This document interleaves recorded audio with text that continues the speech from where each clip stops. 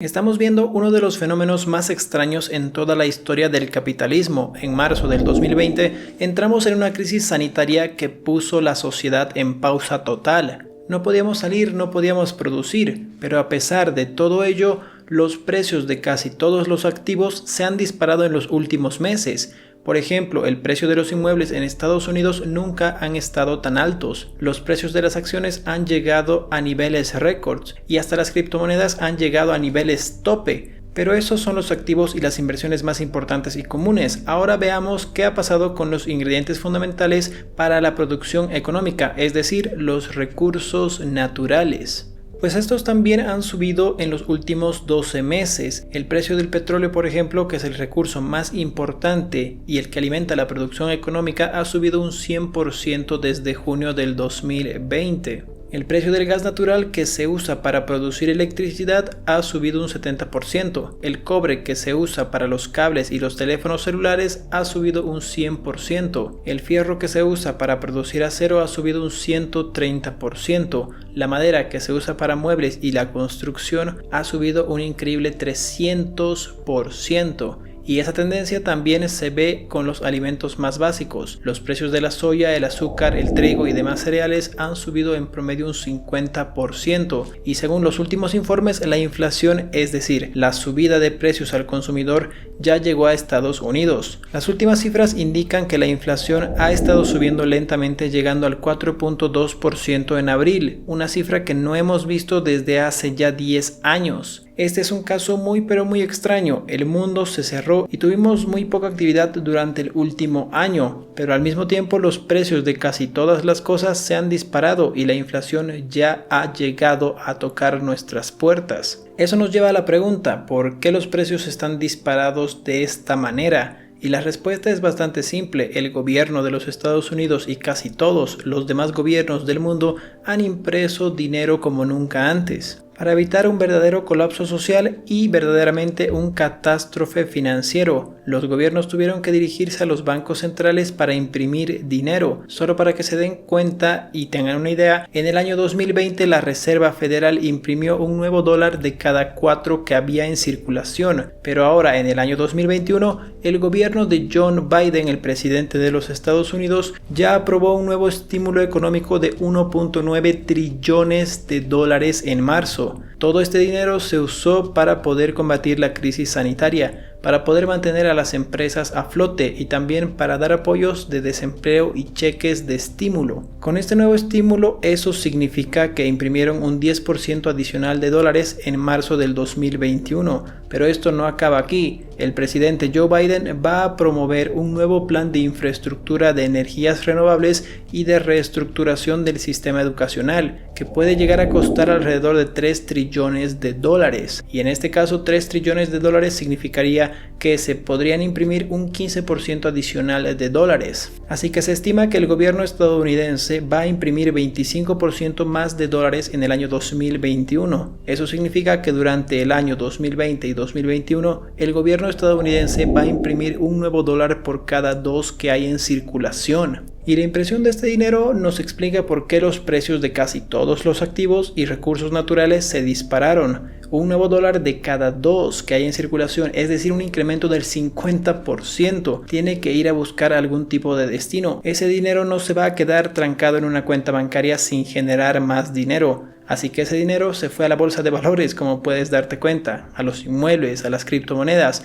y también fue a comprar recursos naturales. Esta situación es tan exagerada que hasta los autos usados en los Estados Unidos, sí, como lo escuchaste, usados, han subido de precio a niveles nunca antes vistos. Y ojo que son autos usados, repito, la subida de precios de activos y recursos naturales no significa que haya inflación. Pero la inflación convencional que escuchamos todos los días mide la subida de precios de bienes diarios como la leche, los huevos, la carne, los teléfonos móviles y todos los otros productos y servicios que consumimos todos los días. Y como les decía, según las últimas cifras, aquí estamos viendo una inflación de 4.2% en abril, por ejemplo, algo que no se ha visto en los últimos 10 años. Pero aunque 4.2% es una cifra alta, no es una cifra muy alarmante para perder la cabeza. Y eso nos lleva a la pregunta, Con tanto dinero impreso, ¿vamos a ver más inflación o vamos a ver posiblemente una hiperinflación? En la economía, la receta clásica para que haya inflación es simple. Tiene que haber mucha demanda y poca oferta de productos básicos, lo cual hace que los precios de estas cosas suban, y haya muchos elementos que pueden influir en la oferta y demanda, pero para este caso quisiera enfocarme en estos 3 puntos importantes. Número 1. La impresión de dinero,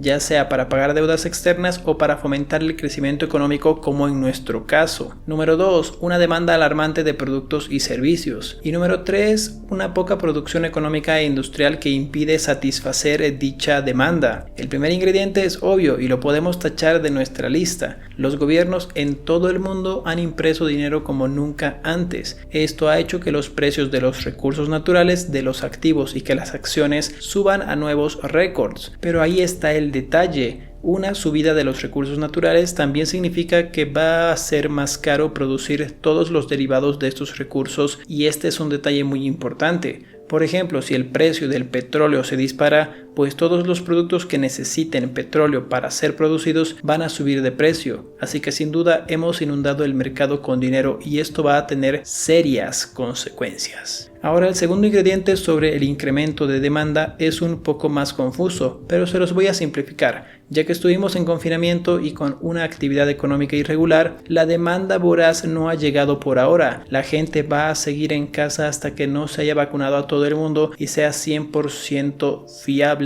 todo lo que nos están prometiendo. Y obviamente que no haya peligros de enfermedades. No obstante, Estados Unidos prácticamente está ya en total normalidad y esta reapertura fue totalmente regular, es decir, la gente, a pesar de haber estado en crisis, ha podido ahorrar muchísimo dinero y también ha gastado mucho dinero gracias a sus inversiones. El nivel de ahorro que se ha visto en casi todos los países desarrollados no se ha visto desde hace décadas. Por lo tanto, una vez se produzca una reapertura total global, se espera que esta reapertura ocasione un boom económico que no hemos visto desde después de la Segunda Guerra Mundial. Este boom económico significa que la demanda por productos y servicios básicos probablemente se vaya a disparar. La gente está harta de estar en casa y van a gastar dinero como nunca antes, en viajes, restaurantes y todo lo que significa ocio. Por lo tanto, este segundo ingrediente tiene altas probabilidades de realizarse en los próximos meses o máximo un año. Es decir, probablemente veamos una demanda muy pero muy alta. Pero aquí lo más importante es el último ingrediente, sobre la baja producción industrial.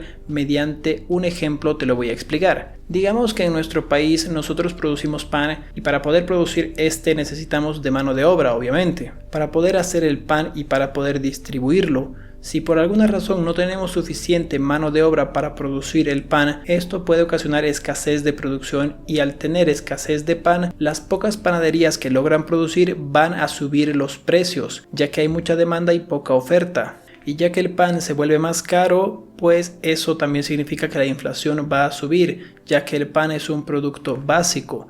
Claro que para que haya hiperinflación, los precios de todos los bienes y servicios básicos tienen que subir de manera drástica, alarmante. No solamente el precio del pan, pero es aquí donde tenemos un problema con la producción industrial. En uno de mis videos anteriores les mostré que el nivel de desempleo de los Estados Unidos sigue siendo 2 veces más alto que antes de la crisis. Y la razón de por qué pasa esto no es porque no haya trabajo, hay millones de trabajos disponibles.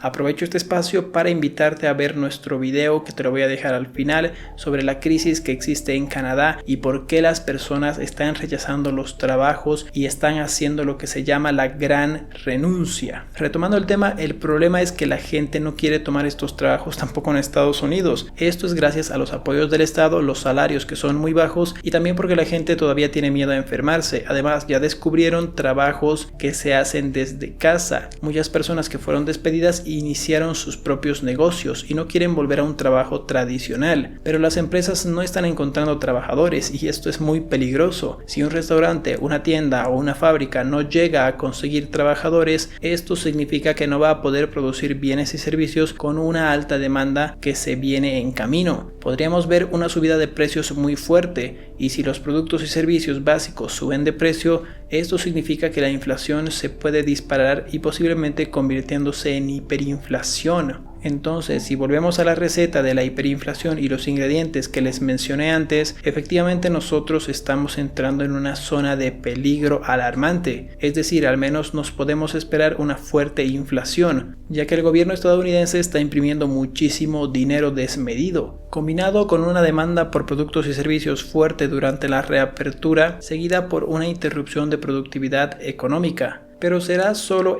un choque de inflación temporal o se puede volver una hiperinflación? Bueno, según la Fed se espera que siga subiendo la inflación hasta octubre del 2021, pero después de eso creen que va a volver a bajar y todo va a volver a la normalidad.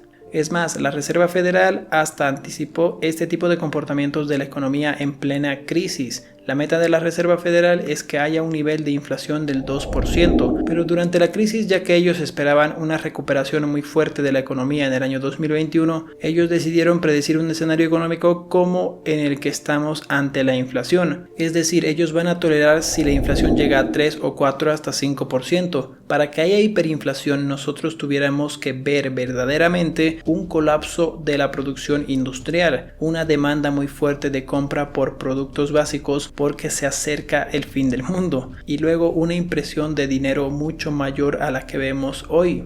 Bueno, una hiperinflación es muy poco probable que suceda en Estados Unidos. Es posible, todo en la vida es posible, pero es muy poco probable que suceda esto, especialmente en un país como Estados Unidos. Hemos visto esto pasar, por ejemplo, en economías muy fuertes como la de Alemania, como por ejemplo la de Argentina, como por ejemplo en Venezuela. Entonces no es algo que podemos descartar así por así, pero Estados Unidos tiene una economía fuerte y a pesar de que está demasiado endeudada y como ya te había dicho en distintos videos, la retirada de tropas de Estados Unidos en Afganistán perdiendo credibilidad porque se rindieron prácticamente fue por el tema de deuda. La deuda de Estados Unidos está demasiado alta y tienen que bajarla como sea antes de que todo colapse. ¿Cómo protegerte de una hiperinflación, de una inflación? Será el tema de los próximos videos. Si no te quieres perder esos, pues dale un puñete en la cara a este tipo. Por acá te dejo nuestra lista de reproducción sobre las crisis actuales y antiguas y el video que te prometí sobre por qué las personas no quieren trabajar en Canadá. Este tipo de videos cuesta muchísimo hacerlos. Déjame por favor en comentarios de qué país eres y cómo está la situación en tu país. Déjame un like. Un saludo para todos. Que tengan buenas noches.